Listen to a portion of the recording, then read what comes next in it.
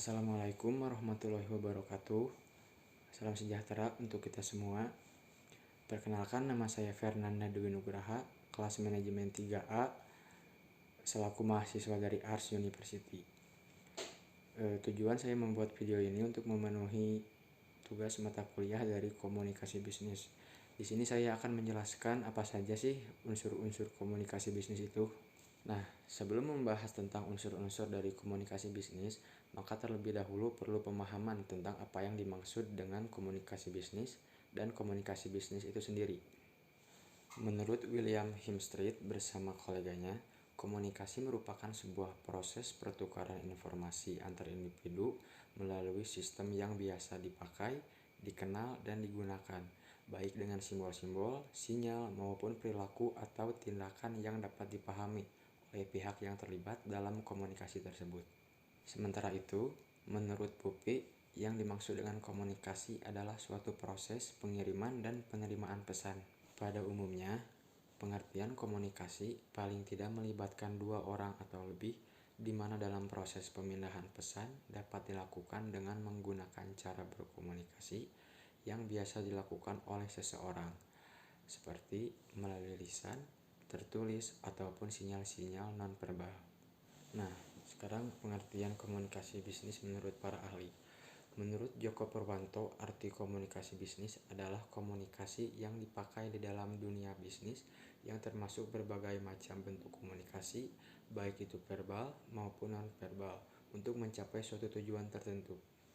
Komunikasi bisnis merupakan salah satu hal yang penting dalam menjalankan suatu bisnis atau perusahaan.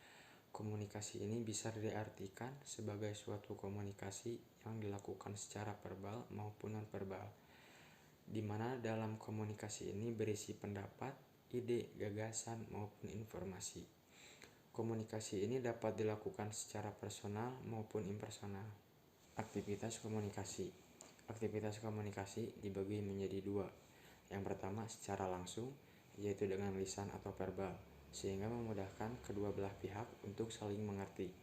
Dan yang kedua secara tidak langsung, yaitu non-verbal, melalui media tertentu seperti bahasa tubuh, tulisan, telepon, radio, dan lain sebagainya. Unsur-unsur komunikasi bisnis. Yang pertama, memiliki tujuan. Artinya komunikasi bisnis harus memiliki tujuan yang telah ditetapkan sebelumnya sejalan dengan tujuan organisasi.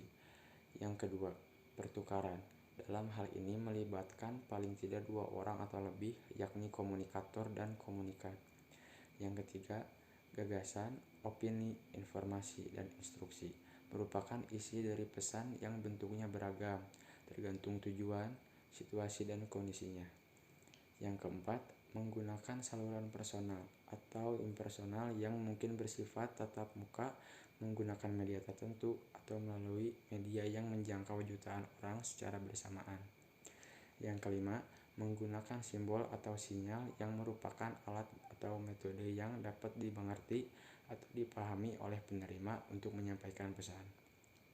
Dan yang terakhir, pencapaian tujuan.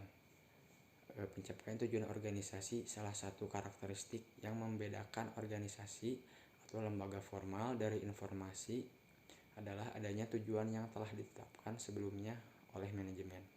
Mungkin itu saja materi yang dapat saya sampaikan dari unsur-unsur komunikasi bisnis. Semoga apa yang saya sajikan dapat bermanfaat. Mohon maaf bila ada salah-salah kata. Saya akhiri. Wassalamualaikum warahmatullahi wabarakatuh.